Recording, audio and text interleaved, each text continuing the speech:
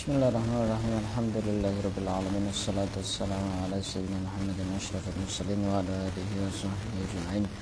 Subhanaka la ilma lana illa ma 'allamtana innaka antal alimul hakim. Qala rabbi shrah li sadri wa yassir li amri wahlul 'uqdatam min lisani yafqahu qawli. A'udzu ta'allama wa ta'lim al-ifadata wal istifada wa tadhakkur wa tadhkir wa naf'a wal intifa' wa tamassuka ala kitabillah wa sunnati rasulih wa du'a ila al-huda wa dalalah ala al-khair ibtigha'a amradatihi wa qurbihi wa tawabihi subhanahu wa ta'ala. Qala al-musannif rahimahullahu ta'ala wa nafa'ana bihi wa bi ulamihi wa madana bi aswari fitarin amin. Akan kita lanjutkan membaca kitab Syarah Nasaihul Ibad yang dikarang oleh Syekh Muhammad Nawawi bin Umar dari Banten, Jawa Barat. Kita masih berada di bab yang ke-9 dan sekarang kita memasuki makalah yang ke-5. Syekh Nawawi ini memang orangnya alim. Banyak kitab-kitab kecil yang disyarahi sama beliau yang dikaji di berbagai pondok pesantren di Indonesia. Di antaranya Syarah Uqudul Lujen itu Syekh Nawawi. Termasuk ini, termasuk lagi namanya Syarah Qami Ut-Tughyan, itu Syekh Nawawi itu. Apa lagi? Apa lagi karangannya?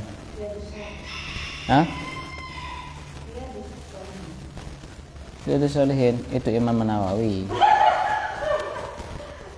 Kalau istilah Syekh Nawawi itu lebih dinisbatkan kepada yang dari Indonesia itu. Kalau Nawawi yang pengarang Arba'in Nawawi dan Riyadhus Shalihin itu lebih dikenal dengan Imam Nawawi. Walaupun sama-sama boleh dikasih nama Syekh sama-sama. Cuma untuk biar tidak bingung, biasanya kalau yang disebut Syekh Nawawi itu ya yang dari Indonesia itu.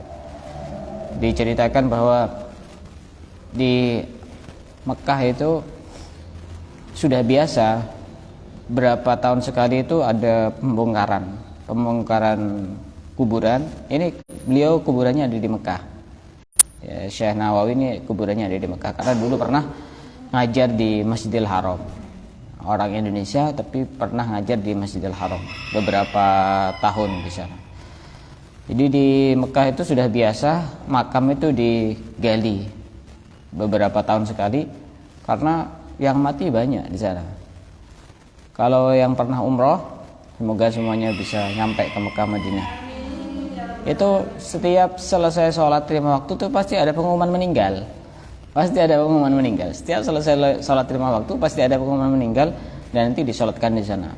Nah itu kalau diganti ulang yang makam-makam yang sudah terdahulu itu nanti tidak muat anaknya. Tempat pemakamnya tidak muat. Kebetulan yang digali itu adalah makamnya Syekh Nawawi Banten ini. Setelah digali ternyata jasadnya masih utuh setelah beberapa ratus tahun yang lalu masih utuh. Biasanya kalau di sana itu kalau masih utuh tidak jadi diambil tapi tetap dibiarkan begitu saja. Itu Syekh Nawawi bin Umar dari Banten, Jawa Barat. Ini luar biasa. Orang Indonesia tapi bisa ngarang kitab berbahasa Arab itu sangat luar biasa. Nah, maka sebenarnya ulama itu yang paling lengkap itu juga yang bermanfaat lewat ucapan dan juga lewat tulisan. Karena tulisan bisa dibaca kapan saja. Dan sekarang salah satu hal yang bisa menjadikan manfaat ya lewat adanya media sosial itu.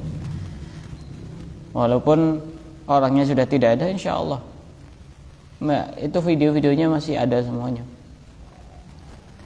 Jadi masih bisa diputar ulang. Ya barangkali menjadi amal jariah. Sampai sekarang ternyata video saya itu sudah hampir 800-an.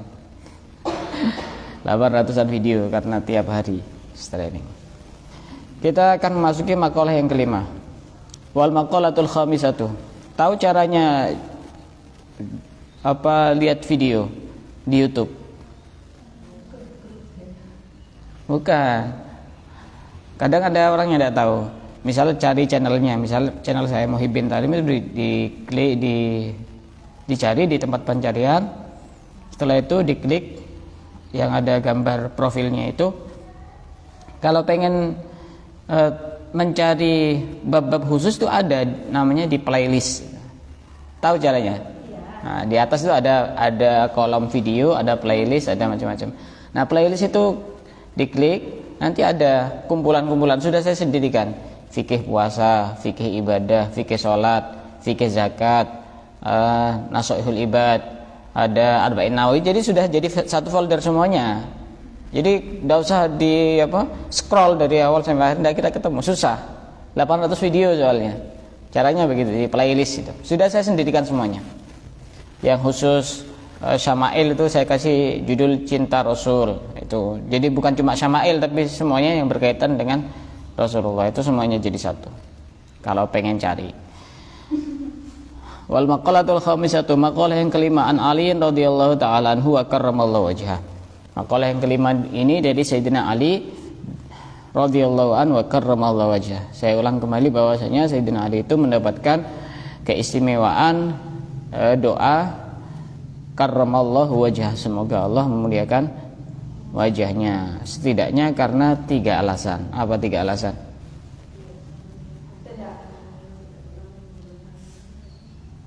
Apa 3 alasan?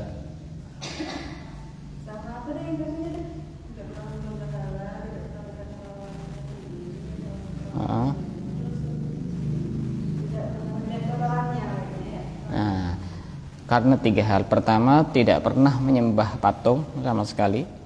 Kedua, karena tidak pernah melihat kemaluannya. Yang ketiga, karena tidak melihat kotoran yang keluar dari tubuhnya. Itu Sayyidina Ali karramallahu wajhah. Itu orangnya tampan, orangnya ganteng. Jadi sebenarnya Sayyidah Fatimah itu kalau istilah sekarang itu sudah menjadi followernya Sayyidina Ali sudah sejak lama itu. Mengagumi Sayyidah Fatimah itu. Tapi tidak mau ngomong itu. Fans beratnya Sayyidina Ali itu sebenarnya. Akhirnya dipertemukan. Jadi sepasang kasih yang halal. Insya Allah nanti akan tiba waktunya itu. Gak usah keburu-buru. Tanya resepnya sama yang sudah menikah.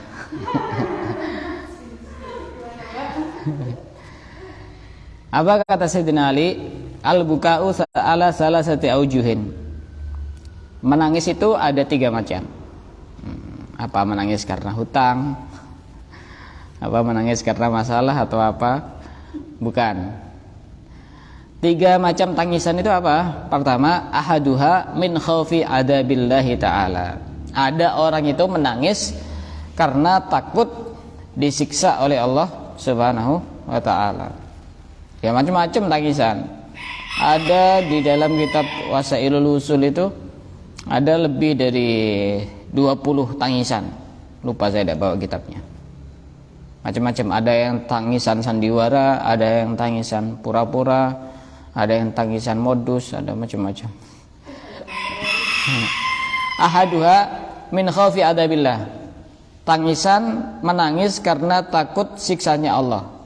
Ya misalnya orang itu pernah berbuat maksiat, pernah berbuat dosa, kemudian dia nangis. Itu berarti nangisnya karena takut mendapatkan siksa dari Allah. Tapi termasuk orang yang mendapatkan perlindungan, mendapatkan naungan Allah di mana tidak ada naungan selain naungannya adalah di antaranya adalah orang yang menyendiri, tidak ada siapapun yang bersama dia, tiba-tiba dia meneteskan air mata karena takut kepada Allah.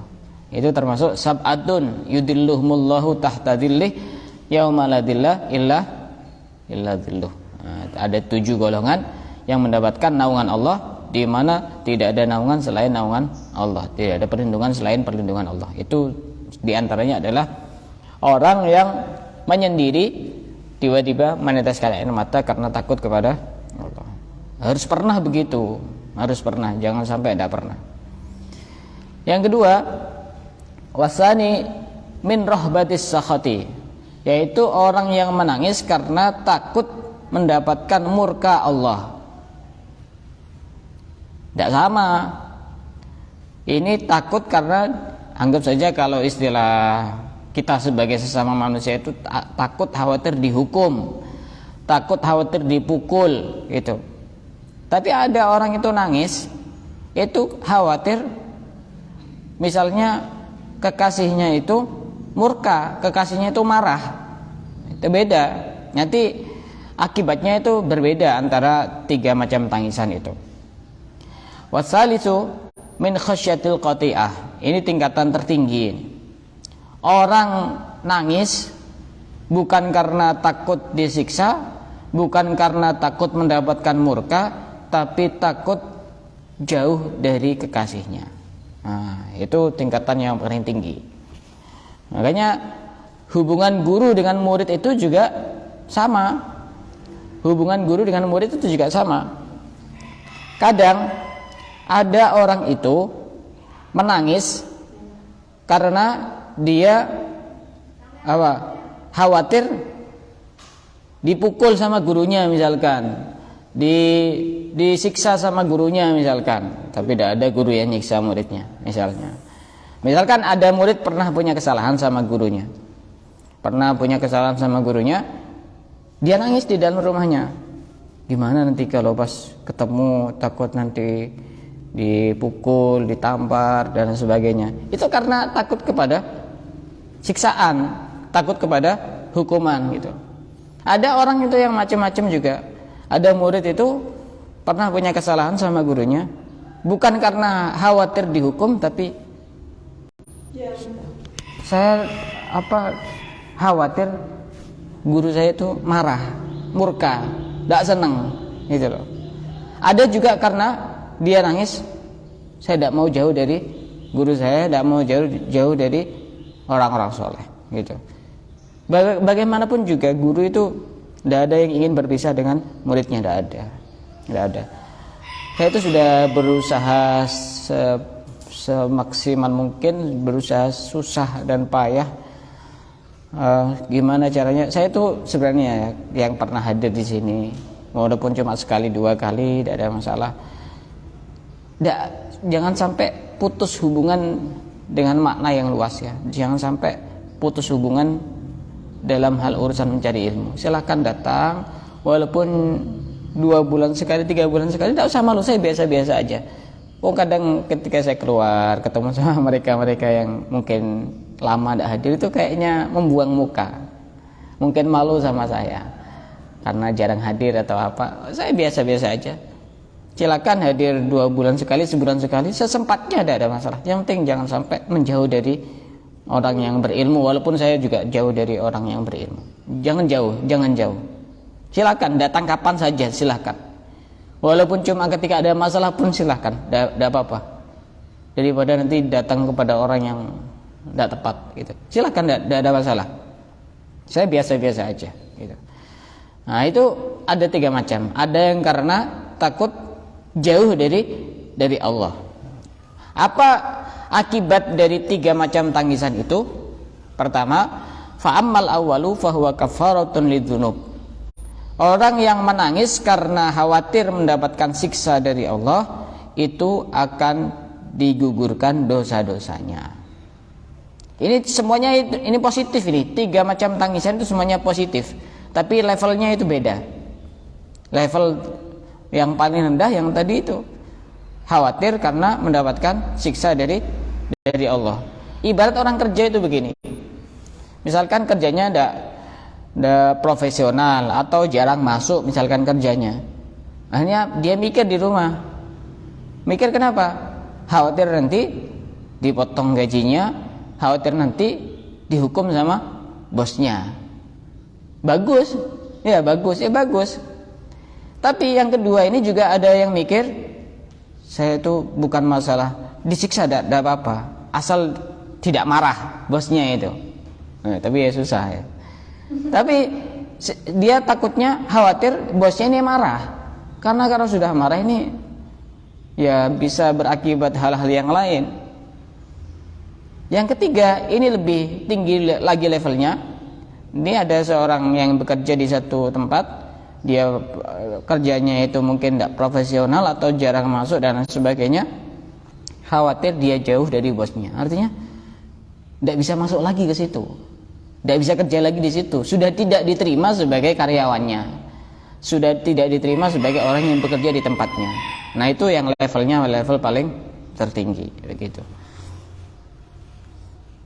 Tapi rata-rata itu saya amati yang jarang hadir itu karena apa? Bukan karena takut hukuman, tapi karena malu jarang hadir. Kemudian yang pertama ini adalah akibatnya dia akan digugurkan dosa-dosanya di akhirat. Wa ammasani, mana tadi? Wa ammasani fahuwa taharatun lil uyub. Sedangkan tangisan macam kedua, yaitu tangisan karena takut murkanya Allah, itu bisa mensucikan dari aib-aib. Artinya dia itu punya kekurangan, punya aib, punya cacat di dalam dirinya, itu bisa suci sebab dia menangis karena takut mendapatkan murka dari Allah. Dan sebenarnya murka Allah itu bisa kita lihat dari orang tua kita, karena ridho Allah tergantung kepada ridho orang tua, dan murka Allah tergantung murka orang tua. Jadi kita mendapatkan ridho Allah atau tidak itu salah satu caranya kita bisa melihat. Kalau orang tua senang sama kita, berarti Allah ridho. Kalau orang tua tidak suka sama kita, Allah tidak ridho. Walaupun makna ridho itu juga sangat luas. Salah satu cara untuk melihatnya, salah satunya dengan itu, dengan hubungan kita, hubungan anak kepada orang tua. Tapi orang tua itu Masya Allah ya, sejengkel apapun kepada anak itu masih ada sisi sayangnya kepada anak itu. Gak ada yang kemudian dibiarkan, diterlantarkan begitu saja, itu tidak ada. Orang tua itu masih punya jiwa jiwa menyayangi, jiwa mencintai kepada anak itu masih ada. Jadi seandainya kita itu, ya naudzubillah ya, pernah ada yang tanya juga, ya, Ustadz ini orang tua sering pinjam uang sama saya. Yang tanya ini anak ya, sering pinjam uang sama saya, tapi kok tidak bayar ini gimana ya, saya boleh nagih apa enggak ya? Pernah ada pertanyaan begitu kepada saya. Saya bilang, seandainya kamu punya uang sebanyak dunia dan seisinya, kasihkan sama orang tua semuanya, itu tidak bisa untuk membalas jasa-jasa orang tua. Jadi coba ya, sudah habis biaya berapa ngerawat dari kecil sampai sekarang? Kan orang tua juga tidak pernah ngitung kan. Masa iya kalau sudah dewasa mau menikah, ayo totalan gitu. Masa ada? Untuk susu sekian, untuk biaya saya bawa ketika mengandung sekian, makannya per hari itu pagi 20.000, berarti perharinya berapa? 60.000, belum lagi jajannya sehari itu 10.000, anggap saja per hari 100.000 kali 1 bulan 3 juta. Kamu sekarang umurnya berapa? 3 juta per bulan, kalikan 1 tahun saja, 3 kali 12 berapa? 36 juta. Ayo coba pikir 1 tahun saja. 36 juta. Orang tua tidak pernah hitung-hitungan kan? Cuma ya kadang anak ya begitu ya. Anak itu kadang begitu. Nah, makanya sebenarnya orang tua itu tidak banyak tidak banyak menuntut kepada anaknya.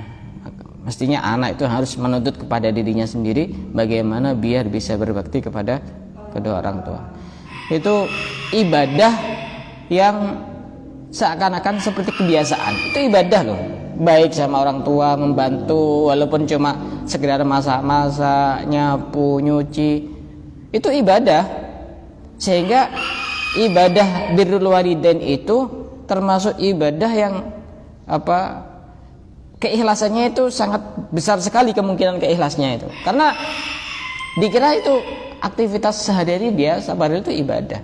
Kalau diniati ibadah, menjadi ibadah. Di antara orang yang hebat, sukses, dan bahkan ditunjuk oleh Rasulullah menjadi wali disebabkan karena birrul walidain, itu siapa? Uwais Al-Qarni. Itu Masya Allah, itu Uwais Al-Qarni. Dan pernah ada juga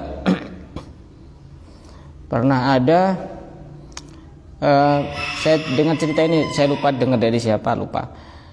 Intinya di situ ada salah satu kekasih Allah yang ingin ditunjukkan oleh Allah orang yang nanti menjadi calon penghuni surga. Akhirnya ditunjukkan di satu tempat ada orang itu bajingan itu. Orang ini bajingan. Tapi orang ini ternyata punya kelebihan. Ditelusuri terus sampai ke rumahnya. Setelah nyampe ke rumahnya, ternyata dia punya ibu yang sudah tua, ditaruh di dalam keranjang dan langsung suapi, dikasih makan. Setelah itu taruh keranjang lagi. Akhirnya tanya ini kekasih ke wali Allah ini, itu siapa? Itu ibu saya. Kenapa kok ditaruh keranjang? Gak ada tempat lagi, cuma itu ada tempatnya. Kamu tadi ngapain di sana? Saya izin mau nemui tamu gitu. Itu bajingan itu. Tapi dikata Allah, ini nanti salah satu calon penghuni surga sebab birrul walidain kepada orang tua. Susah-susah gampang birrul walidain itu, susah-susah gampang. Anak yang suka perhitungan. Orang tua itu ngerawat anaknya 1, 2, 3, 4, 5, 6, 7 itu biasa. Coba nanti kalau orang tuanya sudah sepuh, sudah tua itu.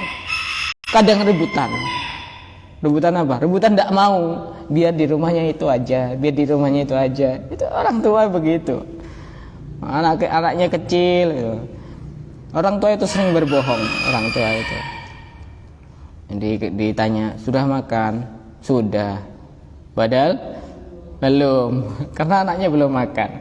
Makan dulu. Nah, Masya Allah, itu banyak kebohongan dari orang tua untuk kebaikan anaknya itu. Kita tidak bisa balas, tidak bisa. Jangan sampai punya pikiran orang tua pinjem anak kemudian nunggu untuk dibayar. Itu Masya Allah, naudzubillah, betul. Sampai ada pikiran masih menunggu walaupun tidak pernah minta, tidak pernah nagih. Itu sudah, di siapa dia itu? Dia itu orang tua kita, bukan siapa, orang tua kita sendiri. Gitu. Mana tadi? Sampai mana kok? Disucikan dari aib ridho, ya apa? Mana tadi? Disucikan dari aib-aib. Disucikan dari aib-aib, disucikan dari kekurangan-kekurangan. Itu kalau orang menangisnya karena takut murkanya Allah. Yang ketiga, wa amma salisu fa huwal wilayah ma'aridul mahbub. Sedangkan tangisan yang ketiga, tangisan karena takut jauh dari Allah, itu tangisannya orang-orang wali itu. Orang yang sudah fana itu sirna kepada dirinya sendiri, dan yang dilihat adalah Allah. Dia sudah tidak memikirkan diri sendiri, yang dipikirkan adalah Allah. Itu tangisan yang level tertinggi. Sama seperti orang ibadah. Orang ibadah itu ada yang tujuannya karena ingin masuk surga, karena ingin selamat dari neraka. Ada yang juga tujuannya itu murni karena Allah Subhanahu wa taala, tidak karena ingin masuk surga, tidak karena ingin selamat dari neraka. Ini sama-sama baik, bukan tidak baik. Jangan salah paham. Kadang orang masih baru belajar kemudian punya pemahaman, ibadah kok karena tujuannya surga, ibadah kok karena tujuannya ingin selamat dari neraka. Itu tidak boleh. Tidak boleh versi levelnya orang yang lebih tinggi, itu tidak boleh. Misalkan Robi'ah Al-Adawiyah itu. Nah, saya itu ibadahnya bukan karena ingin masuk surga, bukan karena ingin selamat dari neraka. Karena surga dan neraka itu juga bagian dari makhluk Allah, sesuatu yang diciptakan Allah. Berarti kalau orang ibadahnya karena tujuan surga dan neraka, itu berarti ibadah bukan karena Allah, tapi karena makhluk Allah. Itu tingkatannya Robi'ah Al-Adawiyah. Tapi kita boleh-boleh saja.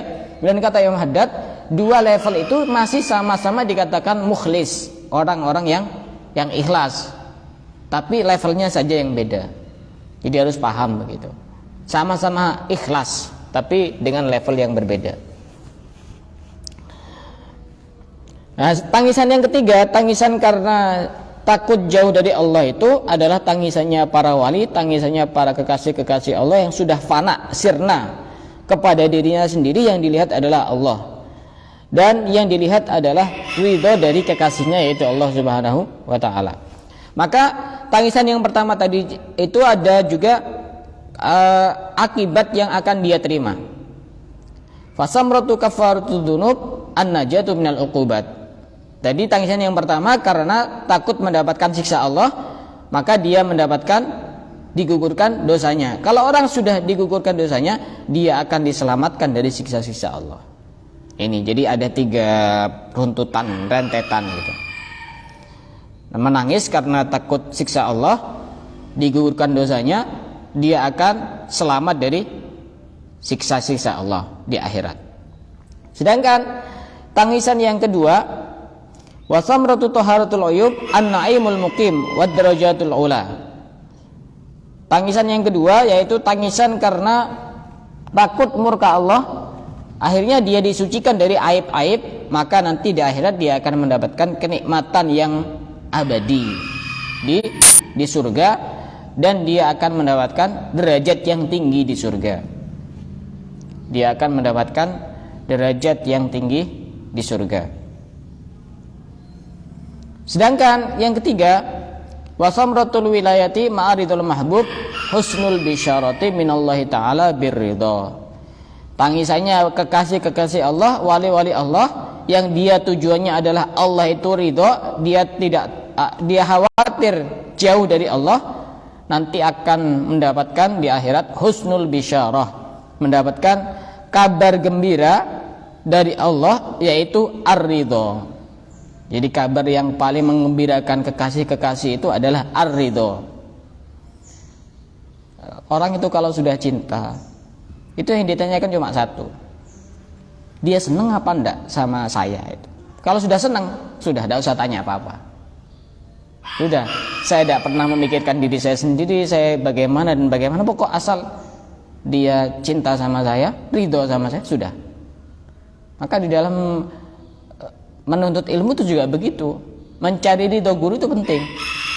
Asal gurunya ridho, itu ada banyak jalan agar ilmunya manfaat. Tapi kalau sudah gurunya tidak ridho, itu bahaya. Maka yang disebutkan di dalam kitab Ta'lim Muta'alim, orang yang menyakiti hati gurunya, dia akan mendapatkan 3 hal. Orang yang pernah menyakiti hati gurunya, tapi guru itu juga harus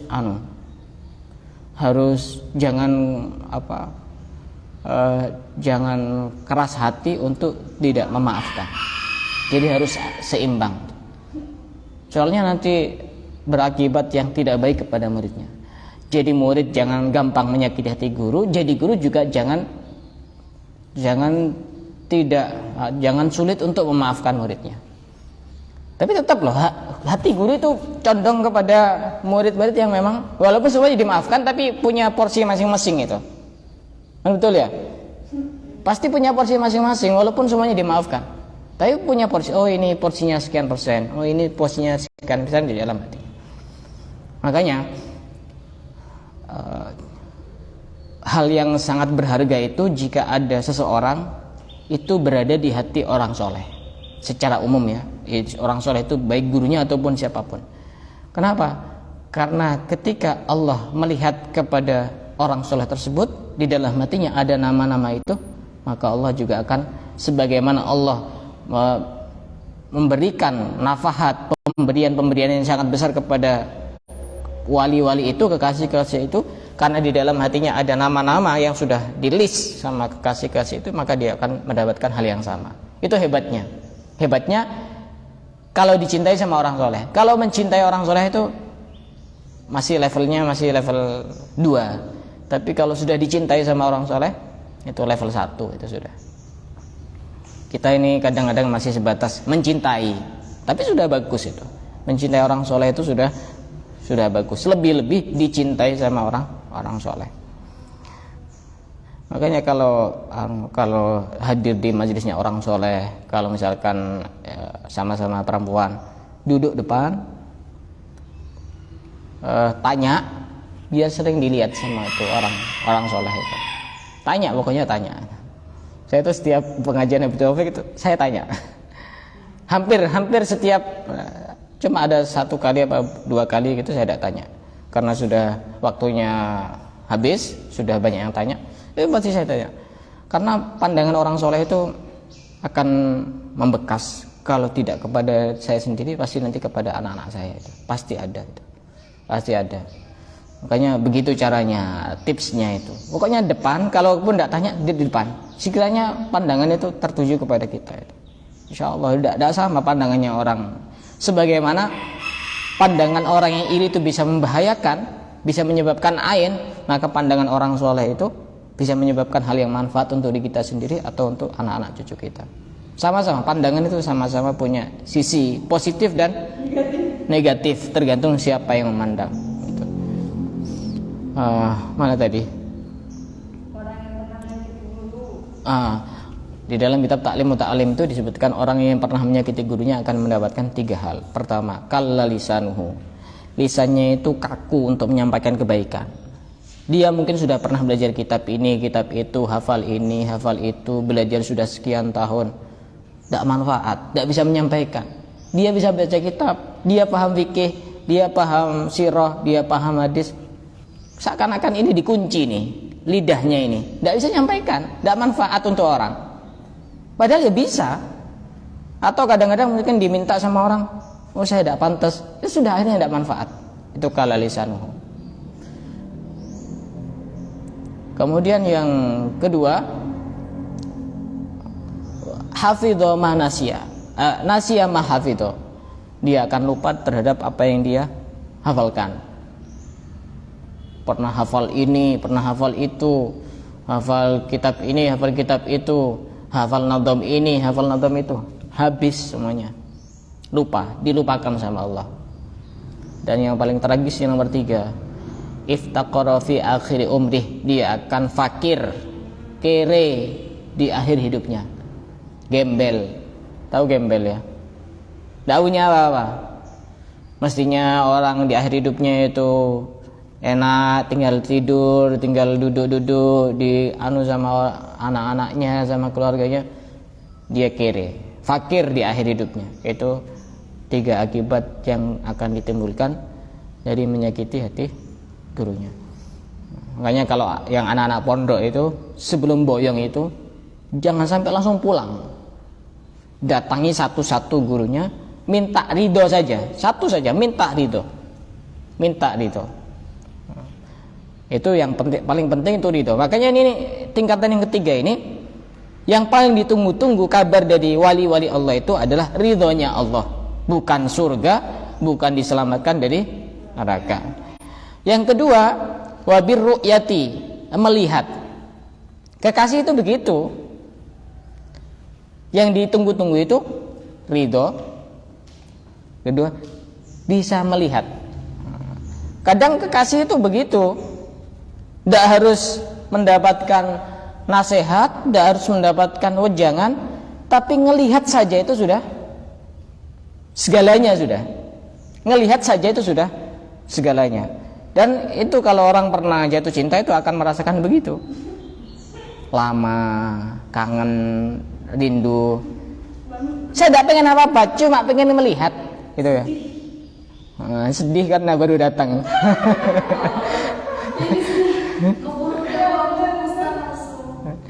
Kadang begitu. Kata kuncinya itu melihat, itu. Melihat, itu.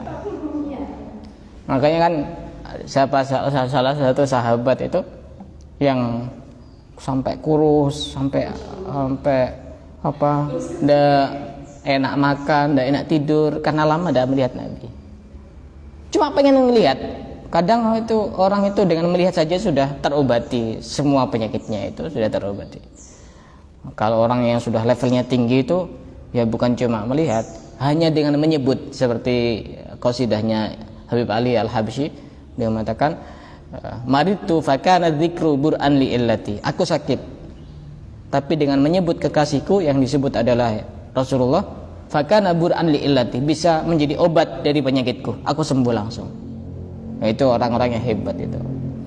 Maka kalau ada orang sakit, dengan mengingat-ingat, dengan menyebut nama kekasih-kekasih Allah, dengan mendengarkan ceritanya, dengan mendengarkan nasihatnya, kok tidak bisa sembuh, ya mungkin hatinya yang masih belum bersambung dengan para kekasih-kekasih Allah itu. Kita itu belajar menjadi kekasih agar dikumpulkan bersama kekasih gitu. Nah, itu kabar yang kedua yang ditunggu. Yang ketiga, ziaratul malaikah. Dia akan dikunjungi oleh malaikat. Orang yang tangisannya karena apa tadi? Karena takut jauh dari Allah. Karena takut jauh dari Allah. Ya, itu begitu. Murid itu juga begitu. Kadang murid itu nangis bukan karena takut gurunya marah, bukan karena takut dihukum, tapi takut gurunya sudah tidak mau sama dia, jauh dari guru. Itu yang bahaya, begitu, bahaya itu. Kalau sudah begitu bahaya. Wa ziyadatul fadilah. Yang keempat adalah bertambahnya keutamaan, kebaikan nanti di akhirat. Itu orang yang menangisnya karena takut jauh dari Allah. Kita tinggal bertanya kepada diri kita sendiri, kita pernah menangis dari macam yang mana? Apakah macam yang pertama? Apakah macam yang kedua? Apakah macam yang ketiga? Atau tidak sama sekali? Nah, kita tinggal bertanya kepada diri kita sendiri. Dan ini menutup dari makalah yang kelima dari bab yang ke-9, dan insyaallah nanti akan kita lanjutkan di bab yang ke-10. Ada yang mau ditanyakan? Silakan. Bab yang ke-10 ini terdiri dari 29 mau'idhah. Jadi butuh 29 pertemuan. Kalau satu minggu itu 8, berarti berapa minggu? Satu bulan 8 pertemuan. Kan 8, 2 hari. Butuh berapa? Hah? Butuh 6. Butuh 3 ya? 3 bulan lebih. 8 kali 3 24. Oh ya, 4 bulan ya. Sekitar 4 bulan itu. Nah, nanti insyaallah akan kita lanjutkan. Tapi ini sepertinya pertemuan yang terakhir sebelum Ramadan yang ngaji kitab ini. Karena kemungkinan puasa itu kalau tidak Kamis, Jumat. Kemungkinan puasa itu kalau tidak Kamis, Jumat. Tapi itu nanti nunggu keputusan dari pemerintah, nunggu sidang isbat itu. Kalau tidak Kamis ya Jumat. Yang masih punya hutang puasa silakan dibayar, boleh-boleh saja walaupun setelah melewati nisfu Sya'ban. Kalau yang masih punya hutang, kalau belum lunas dia dosa. Kalau sudah datang Ramadan yang akan datang, kecuali dia hamil atau dia menyusui, itu termasuk udzur, tidak apa-apa. Nunggu sampai selesai juga ada apa-apa. Mau puasa juga ada apa-apa, karena itu bagian dari udzur. Boleh milih, boleh puasa, boleh tidak, tapi tetap wajib qadha. Nyaman tak qadha gitu. Wallahu a'lam bishawab.